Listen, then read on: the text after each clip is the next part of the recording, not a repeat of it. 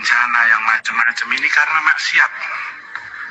Dan kita yakin lagi ini semoga bapak-bapak yang di sini bisa mengetahui atau merasakan bahwasanya bencana yang begitu banyak di Indonesia ini adalah salah satunya karena para habaib dizolimi di Indonesia ini. Maka terjadi banyak bencana yang zahir dan bencana yang tidak kelihatan. Ini yang ngomong siapa? Siapa, Putra siapa yang ngomong? Kiai Maimun Zubair. Gus Naci. Namanya Ahmad Wafi Maimun. Pokoknya kalian semua kalau punya anak jangan dikasih nama Wafi. Ya, jadi kibit nanti. Ya.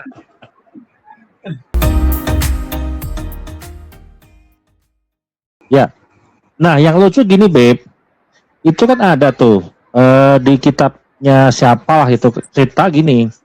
Ada Habib masuk ke kota Yaman apa Hadramaut lah gitu ya. Tarim tadi masuk ke Tarim, ada wali masuk ke Tarim. Terus memberhentikan matahari gitu, Beb. Ada siapa tuh nama itu? Habib siapa lupa tuh. Ini lucunya gini, Beb. Matahari saja itu kan bisa diberhentiin loh.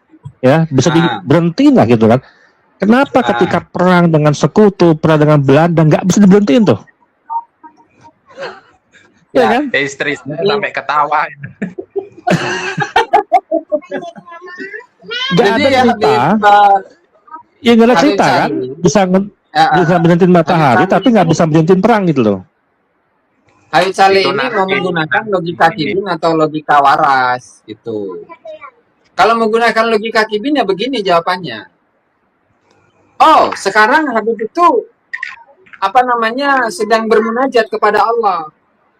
Sehingga di Hadramaut ini sekarang kenapa tidak muncul? Ya karena sedang bermunajat, meminta, berdoa kepada Allah.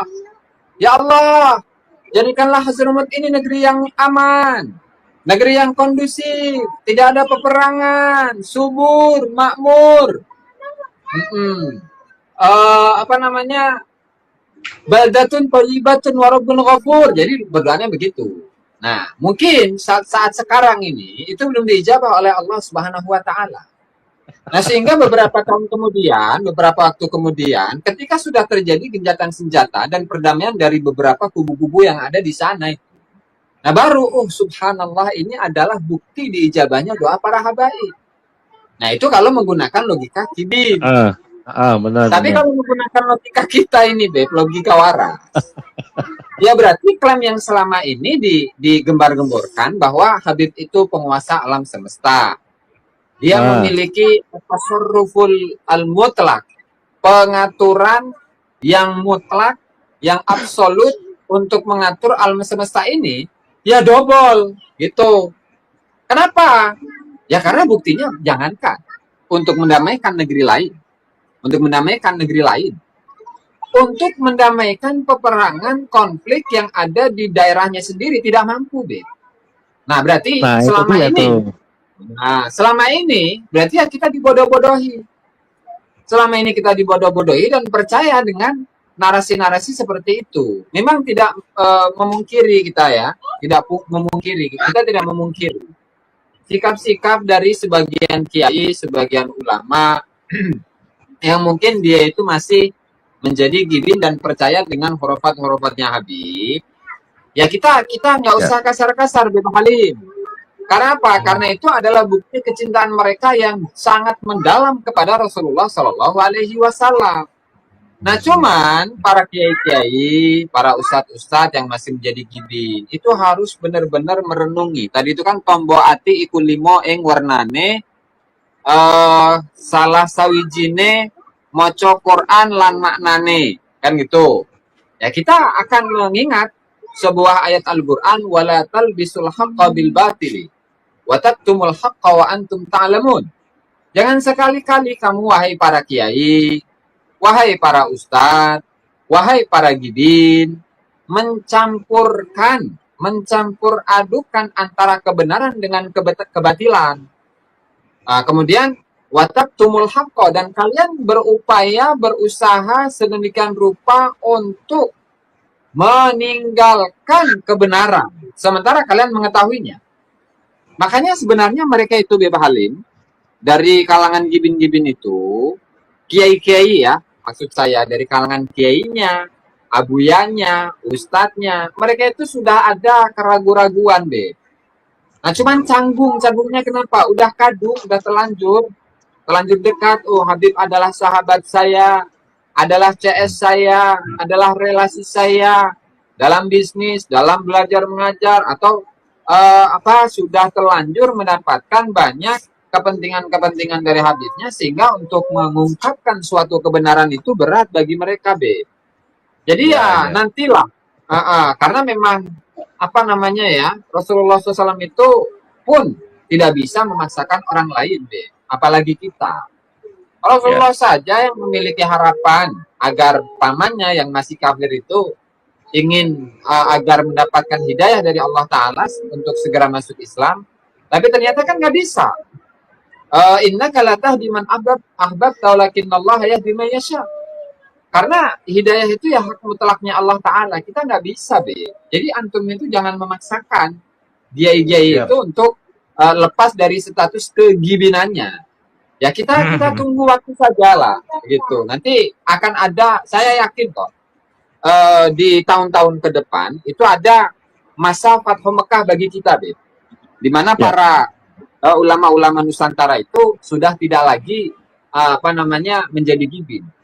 Di mana saat itu Rasulullah SAW itu mengharapkan banyak dari tokoh-tokoh pembesar penduduk Mekah itu ingin agar mereka masuk Islam, tetapi pada akhirnya dijawab oleh Allah Ta'ala, nanti idza jaa nasrullahi wal fath, dan seterusnya.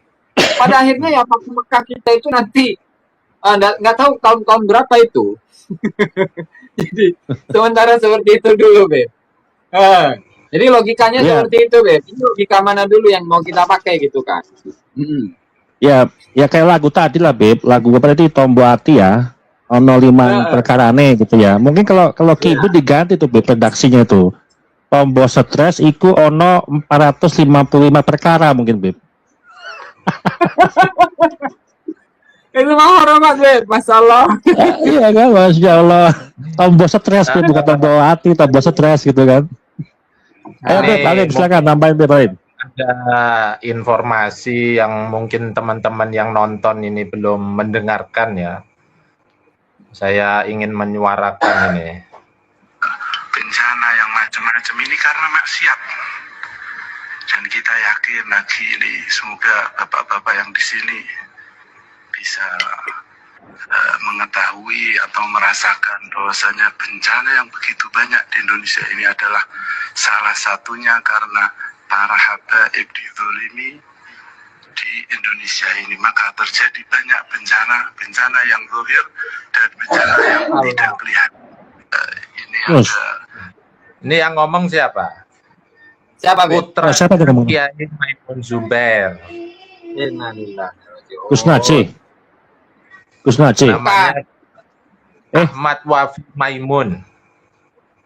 Pokoknya kalian semua kalau punya anak jangan dikasih nama Wafi.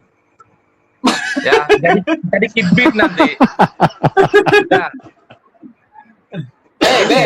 Itu ada teman kita yang dari Malaysia namanya Bang Ahmad Wafi.